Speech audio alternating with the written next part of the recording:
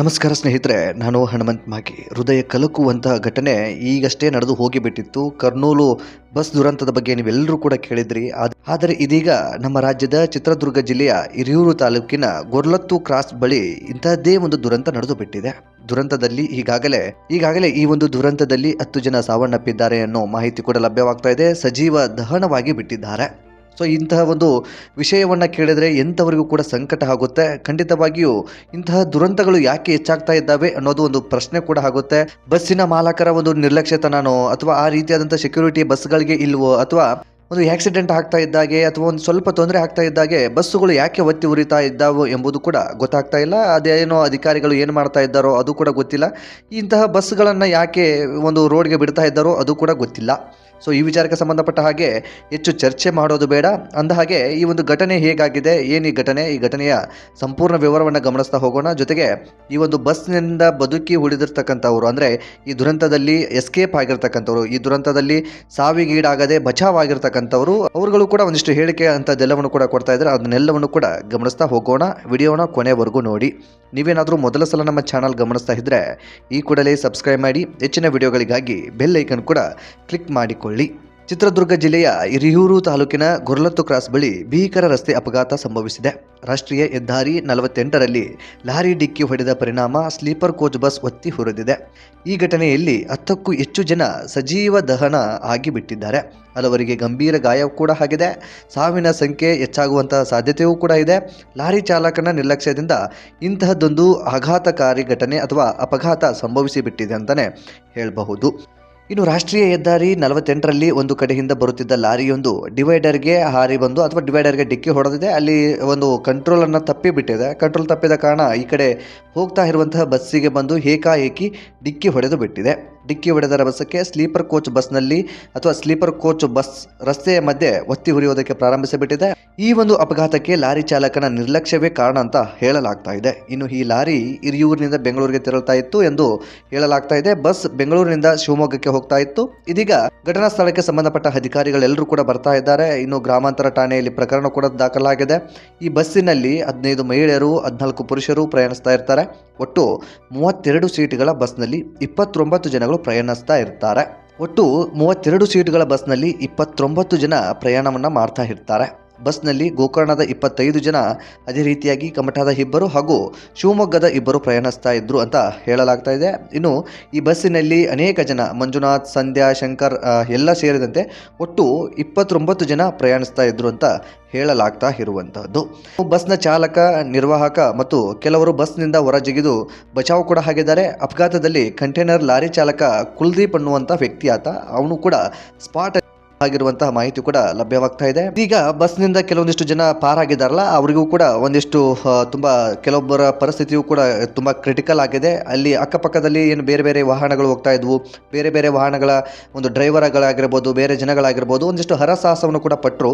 ಬಸ್ಸಿನ ಗ್ಲಾಸ್ಗಳನ್ನು ಹೊಡೆದು ಅಲ್ಲಿ ಕೆಲವೊಂದಿಷ್ಟು ಜನರನ್ನ ರಕ್ಷಣೆಯನ್ನು ಕೂಡ ಮಾಡಿದ್ದಾರೆ. ಸೊ ಈ ರೀತಿಯಾದಂಥ ಒಂದು ಆ ಸಂದರ್ಭಕ್ಕೆ ಯಾರಿಗೆ ಸಹಾಯ ಮಾಡುವಂಥ ಸಾಧ್ಯತೆ ಆಗಿರುತ್ತೋ ಕೆಲವೊಂದಿಷ್ಟು ಜನ ಸಹಾಯವನ್ನು ಮಾಡಿದ್ದಾರೆ. ಆದರೆ ಇನ್ನು ಅದು ಬೆಂಕಿ ಅತಿ ಹೆಚ್ಚು ಒತ್ತಿ ಹುರಿಯುತ್ತಿದ್ದ ಕಾರಣದಿಂದಾಗಿ ಕೆಲವು ಜನರನ್ನು ರಕ್ಷಣೆ ಮಾಡೋದಕ್ಕೂ ಕೂಡ ಅವರುಗಳಿಂದ ಆಗಿಲ್ಲ. ಹಾಗಾಗಿ 10 ಜನ ಈಗಾಗಲೇ ಸಜೀವ ದಹನವಾಗಿ ಬಿಟ್ಟಿದ್ದಾರೆ, ಸುಟ್ಟು ಕರಕಲಾಗಿ ಬಿಟ್ಟಿದ್ದಾರೆ.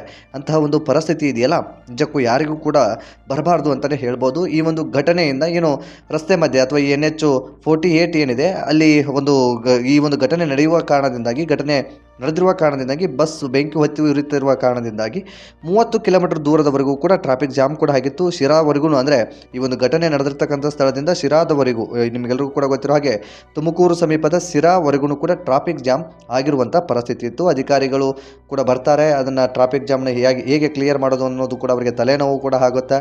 ಸೊ ಅದೇನೇ ಇರಲಿ, ಟ್ರಾಫಿಕ್ ಆದಂಥ ಸಂದರ್ಭದಲ್ಲಿ ಒಂದು ದಿನ ಲೇಟ್ ಆಗಬಹುದೇನೋ ಅಥವಾ ಎಲ್ಲೋ ಒಂದು ಕೆಲಸ ಸ್ಟಾಪ್ ಆಗ್ಬೋದೇನೋ, ಆದರೆ ಜೀವನ ಮಾಡಬೇಕಾಗಿರ್ತಕ್ಕಂಥ ಎಷ್ಟೋ ಜನಗಳು ಸಜೀವ ದಹನವಾಗಿ ಬಿಡ್ತಾರೆ. ನಿಜಕ್ಕೂ ಇದೊಂದು ಕರಳು ಹಿಂಡುವಂತಹ ಕೃತ್ಯ ಅಥವಾ ಕರಳು ಹಿಂಡುವಂತಹ ಘಟನೆ ಅಂತಲೇ ಹೇಳಿದರೂ ಕೂಡ ತಪ್ಪಾಗಲಿಕ್ಕಿಲ್ಲ. ನಿಮ್ಗೆಲ್ರಿಗೂ ಕೂಡ ಗೊತ್ತಿದೆ, ಈ ಹಿಂದೆ ಆಂಧ್ರ ಪ್ರದೇಶದ ಕರ್ನೂಲಲ್ಲೂ ಕೂಡ ಇಂಥದ್ದೇ ಒಂದು ಘಟನೆ ಆಗಿಬಿಟ್ಟಿತ್ತು. ಅಲ್ಲಿಯೂ ಕೂಡ ಸಜೀವ ದಹನ, 20ಕ್ಕೂ ಹೆಚ್ಚು ಜನ ಸಜೀವ ದಹನವಾಗಿ ಬಿಟ್ಟಿದ್ರು. ಆದರೆ ಈಗ ನಮ್ಮ ರಾಜ್ಯದಲ್ಲಿಯೇ ಇಂತಹದ್ದೊಂದು ಅಮಾನವೀಯ ಘಟನೆ ಅಥವಾ ಇಂತಹದ್ದೊಂದು ಮನ ಕಲಕುವ, ಹೃದಯ ಹಿಂಡುವ ಘಟನೆ ಅಂತಲೇ ಹೇಳಬಹುದು. ಇಂತಹದ್ದೊಂದು ಘಟನೆ ನಡೆದು ಬಿಟ್ಟಿದೆ. ಆಗಿದೆ. ಎಂಥವ್ರಿಗೂ ಕೂಡ ಒಂದು ಕ್ಷಣ ದುಃಖ ಆಗುತ್ತೆ. ಯಾಕೆ ಅಂತಂದರೆ ಏನೋ ಸಹಜವಾಗಿ ಒಂದು ಪ್ರಯಾಣ ಮಾಡ್ತಾ ಇದ್ದೀವಿ ಅಂದಂಥ ಸಂದರ್ಭದಲ್ಲಿ ಈ ರೀತಿಯಾದಂಥ ಘಟನೆ ಆಗಿಬಿಡುತ್ತೆ ಅಂತ ಅಲ್ಲಿ ಕೂತ್ಕೊಂಡವರು ಅಥವಾ ಬಸ್ಸಲ್ಲಿ ಮಲಗಿಕೊಂಡಿರೋರಿಗೂ ಕೂಡ ಗೊತ್ತಿರೋದಿಲ್ಲ. ಅಂದಾಜು ಈ ಒಂದು ಘಟನೆ ಆಗಿರ್ತಕ್ಕಂತಹದ್ದು ಮಧ್ಯರಾತ್ರಿ ಒಂದು 2 ಗಂಟೆಯ ಆಸುಪಾಸು ಅಂತ ಹೇಳಲಾಗ್ತಾ ಇದೆ. ಸೊ ಈ ರೀತಿಯಾಗಿ ಇರುವಂಥದ್ದು. ಇನ್ನು ಈ ಒಂದು ಬಸ್ಸಿನಲ್ಲಿ ಪ್ರಯಾಣ ಮಾಡ್ತಾ ಇರುವಂಥವರು ಅಥವಾ ಈಗ ಸೇಫ್ ಆಗಿರುವಂಥ ವ್ಯಕ್ತಿಗಳು ಹೇಳುವ ಪ್ರಕಾರ ಸಹಜವಾಗಿ ಬಸ್ಸು ಸರಿಯಾಗಿ ಹೋಗ್ತಾ ಇತ್ತು ಅಂತ ಇನ್ನು ಎಚ್ಚರದಲ್ಲಿದ್ದರಂತೆ. ಮೊಬೈಲ್ ಯೂಸ್ ಮಾಡ್ತಾ ಇದ್ವಿ, ಕೂತ್ಕೊಂಡಿದ್ವಿ. ಏಕಾಏಕಿ ಒಂದು ಕಡೆಯಿಂದ ಸೌಂಡ್ ಬಂದ ಹಾಗೆ ಎಲ್ಲಿಂದ ಬಂತು ಅಂತ ಗಮನಿಸುವಷ್ಟೊತ್ತಿಗೆ ನಮ್ಮ ಬಸ್ಸಿಗೆ ಬಂದು ಆ ಒಂದು ಕಂಟೈನರ್ ಅಥವಾ ಲಾರಿ ಏನಿದೆ ಬಂದು ಡಿಕ್ಕಿ ಆಗಿಬಿಡುತ್ತೆ. ಸ್ಪಾಟಲ್ಲೇ ನಮ್ಮ ಬಸ್ಸಿಗೆ ಉರಿ ಹತ್ಕೊಂಡು ಬಿಡುತ್ತೆ. ಅದು ಯಾಕೆ ಆ ರೀತಿ ಆಯಿತು ಎಂಬುದು ಕೂಡ ನಮಗೂ ಗೊತ್ತಿಲ್ಲ. ಅಲ್ಲಿಂದ ಉರಿ ಹತ್ಕೊಳ್ತಾ ಇದೆ ಅಂತ ಗೊತ್ತಾದ ತಕ್ಷಣ ನಾವು ಅಲ್ಲಿಂದ ಸೇಫಾಗಿ ಕೆಳಗಡೆ ಇಳ್ಕೊಳ್ಳೋದಕ್ಕೆ ಪ್ರಯತ್ನ ಪಟ್ವಿ. ಗಾಜುಗಳನ್ನು ಹೊಡೆದ್ವಿ, ಹೊರಗಡೆ ಬರುವಂಥ ಪ್ರಯತ್ನವನ್ನು ಕೂಡ ಪಟ್ವಿ, ಬೇರೆಯವ್ರನ್ನ ಎಬ್ಸೋದ ಪ್ರಯತ್ನವನ್ನು ಕೂಡ ಪಟ್ವಿ. ಕೆಲವೊಂದಿಷ್ಟು ಜನ ತುಂಬ ಗಾಢ ನಿದ್ರೆಗೆ ಜಾರಿರೋದ್ರಿಂದ ಏಕಾಏಕಿ ಬಸ್ಸಿಗೆ ಬೆಂಕಿ ಒತ್ತಿ ಹುರಿತಾ ಇರೋದ್ರಿಂದ ಅಲ್ಲಿಂದ ನಾವು ಅವರನ್ನು ಸೇಫ್ ಕೂಡ ಮಾಡ್ಕೊಳ್ಳೋದಕ್ಕೂ ಕೂಡ ಸಾಧ್ಯ ಆಗಲಿಲ್ಲ. ಕೆಲವೊಂದಿಷ್ಟು ಜನ ನಮ್ಮ ಸಹಾಯಕ್ಕೂ ಕೂಡ ಬಂದರು. ಬೇರೆ ಗಾಡಿಯವರು ಅಥವಾ ಬೇರೆ ವಾಹನದವರು ನಮ್ಮ ಸಹಾಯಕ್ಕೆ ಬಂದರು. ಕೆಲವೊಂದಿಷ್ಟು ಜನರನ್ನು ರಕ್ಷಣೆ ಮಾಡೋದಕ್ಕೆ ಸಾಧ್ಯವಾಯಿತು. ಆದರೆ ಇನ್ನೂ ಕೆಲವೊಂದಿಷ್ಟು ಜನರನ್ನು ರಕ್ಷಣೆ ಮಾಡೋದರಲ್ಲಿ ಸಾಧ್ಯವೇ ಆಗಲಿಲ್ಲ ಅನ್ನೋ ರೀತಿಯಲ್ಲಿ ಕೆಲವು ಪ್ರಯಾಣಿಕರು ಈ ಒಂದು ಅಭಿಪ್ರಾಯಗಳನ್ನು ಹಂಚಿಕೊಡ್ತಾ ಇರುವಂಥದ್ದು. ಅದೇನೇ ಇರಲಿ, ಇಂಥದ್ದೊಂದು ಘಟನೆ ನಡೆದೋಗಿದೆಯಲ್ಲ, ನಿಜಕ್ಕೂ ಈ ಒಂದು ಘಟನೆಗೆ ಯಾರು ಕಾರಣಭೂತರು? ಆ ಲಾರಿ ಡ್ರೈವರ್ಗಳ ಅಥವಾ ಇಂಥ ಬಸ್ಗಳು ರಸ್ತೆಗೆ ಇಳಿತಾ ಇದ್ದಾವಲ್ಲ, ಇಂಥ ಬಸ್ಗಳನ್ನು ರಸ್ತೆಗೆ ಬಿಟ್ಟಿರ್ತಾರಲ್ಲ, ಆ ಬಸ್ಸಿನ ಮಾಲಕರುಗಳ ಏನು ಅನ್ನೋದು ಗೊತ್ತಾಗ್ತಾ ಇಲ್ಲ. ಅಥವಾ ನಮ್ಮ ಸಾರಿಗೆ ವ್ಯವಸ್ಥೆಗಳೇ ಹಾಗೆ ಇದ್ದಾವ? ಬಸ್ಸು ಹೊರಡ್ತವೆ ಅಥವಾ ಒಂದು ಬಿಸ್ನೆಸ್ ಮಾಡ್ತೀವಿ ಅನ್ನೋ ತಕ್ಷಣ ಅಥವಾ ಬಿಸ್ನೆಸ್ ನಡೀತಾ ಇದೆ ಎಂಬ ಕಾರಣಕ್ಕೆ ಹೇಗೆ ಬೇಕಾದರೂ ಬಸ್ಸುಗಳನ್ನು ಬಿಡೋದು ಸರಿಯಾ? ಏನು ಕೂಡ ಗೊತ್ತಿಲ್ಲ. ಪಾಪ ಏನೂ ಕೂಡ ಮಾಡದೆ ಇರುವಂತಹ ಅಮಾಯಕ ಜೀವಗಳು ಇಂದು ಬಲಿ ಆಗಿಬಿಟ್ಟಿದ್ದಾವೆ. ಈ ಒಂದು ಬಲಿಯಾದಂತಹ ಜೀವಗಳಿಗೆ ನ್ಯಾಯ ಕೊಡಿಸೋರು ಯಾರು? ಈ ಒಂದು ಏನೇನು ಕನಸುಗಳನ್ನು ಕಟ್ಕೊಂಡಿದ್ರು, ಪಾಪ ತಂದೆ ತಾಯಿಗಳು ಇರ್ತಾರೆ, ಅದೆಷ್ಟೋ ಜನರಿಗೆ ಏನೇನು ಕನಸುಗಳು ಇದ್ವೋ, ಇಲ್ಲಿ ಎಲ್ಲರೂ ಕೂಡ ಏನು ಮಾತನಾಡದ ರೀತಿಯಲ್ಲಿ ಒಂದು ಘಟನೆ ಆಗಿ ಹೋಗಿಬಿಟ್ಟಿದೆ. ಈ ಘಟನೆಗೆ ಸಾಕ್ಷಿ ಯಾರು ಎಂಬುದು ಅಥವಾ ಈ ಒಂದು ಘಟನೆಗೆ ನೇರ ಹೊಣೆ ಯಾರು ಎಂಬುದು ಕೂಡ ಒಂದು ಪ್ರಶ್ನೆ ಕೂಡ ಆಗುತ್ತೆ. ಇನ್ನು ನಮ್ಮ ಸಾರಿಗೆ ಸಚಿವರು ಕೂಡ ಕೈಕಟ್ಟಿ ಕೂತ್ಕೊಂಡು ಬಿಟ್ಟಿದ್ದಾರೆ ಎಂಬ ಒಂದು ಪ್ರಶ್ನೆ ಕೂಡ ಸಹಜವಾಗಿ ಕಾಡುತ್ತೆ. ಯಾಕೆ ಅಂತಂದರೆ ಒಂದು ಏನೋ ಏಕಾಏಕಿಯಾಗಿ, ನಾನು ಆರಂಭದಲ್ಲೂ ಕೂಡ ಹೇಳಿದೆ, ಏಕಾಏಕಿ ಒಂದು ಚಿಕ್ಕ ಆಕ್ಸಿಡೆಂಟ್ ಆಗಲಿ ಅಥವಾ ಒಂದು ಸಣ್ಣ ಪುಟ್ಟ ಏನೋ ಒಂದು ತೊಂದರೆಗಳಾಗಲಿ ಸಡನ್ನಾಗಿ ಬಸ್ಸುಗಳು ಒತ್ತಿ ಉರಿಯೋದಕ್ಕೆ ಪ್ರಾರಂಭಿಸಿ ಬಿಡ್ತವೆ. ಅದು ಯಾಕೆ ಅನ್ನೋದು ಕೂಡ ಗೊತ್ತಾಗ್ತಾ ಇಲ್ಲ. ಅದಕ್ಕೆ ಬೇರೆ ರೀತಿಯಾದಂಥ ಪರಿಹಾರವನ್ನು ಕಂಡುಕೊಳ್ಳೋದಕ್ಕೆ ಸಾಧ್ಯ ಆಗೋದಿಲ್ವಾ? ಒಬ್ಬ ವ್ಯಕ್ತಿ ಈ ರೀತಿಯಾಗಿ ಸಹಜೀವವಾಗಿ ದಹನವಾಗ್ತಾನೆ, ಅಥವಾ ಒಂದು ಜೀವಕ್ಕೂ ಕೂಡ ನಮಗೆ ಬೆಲೆ ಇದೆ. ಒಂದು ಜೀವವನ್ನು ಕೂಡ ಉಳಿಸುವಂಥ ಸಾಮರ್ಥ್ಯವನ್ನು, ಈ ಶಕ್ತಿಯನ್ನು ನಾವು ಪಡೆದುಕೊಳ್ಬೇಕಾಗುತ್ತೆ.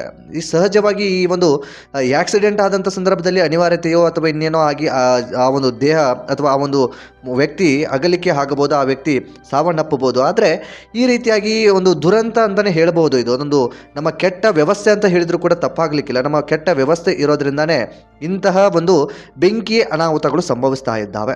ಈ ರೀತಿಯಾದಂಥ ವ್ಯವಸ್ಥೆಗಳಿದ್ದಾವೆ. ಸಾರಿಗೆ ಅಧಿಕಾರಿಗಳು ಅಥವಾ ಸಂಬಂಧಪಟ್ಟ ಅಧಿಕಾರಿಗಳು ಅದೇನು ಮಾಡ್ತಾ ಇದ್ದಾರೋ ಅನ್ನೋದು ಒಂದು ದೊಡ್ಡ ಪ್ರಶ್ನೆ ಹಾಗೆ ಬಿಟ್ಟಿದೆ. ಸೊ ಯಾಕೆ ಗಮನಿಸ್ತಾ ಇಲ್ಲ ಈ ಕಡೆ ಅಂತಲೇ ಒಂದು ದೊಡ್ಡ ಪ್ರಶ್ನೆ. ಸೊ ಈ ಕುರಿತಾಗಿ ನಿಮ್ಮ ಅನಿಸಿಕೆ ಏನು ಎಂಬುದನ್ನು ಕಾಮೆಂಟ್ ಮಾಡಿ ಸ್ನೇಹಿತರೆ. ಈ ವಿಡಿಯೋನ ಆದಷ್ಟು ನಿಮ್ಮ ಫ್ರೆಂಡ್ಸ್ ಎಲ್ರಿಗೂ ಕೂಡ ಶೇರ್ ಮಾಡಿ. ಮತ್ತು ಮುಂದಿನ ವಿಡಿಯೋದಲ್ಲಿ ಸಿಗೋಣ. ನಮಸ್ಕಾರ.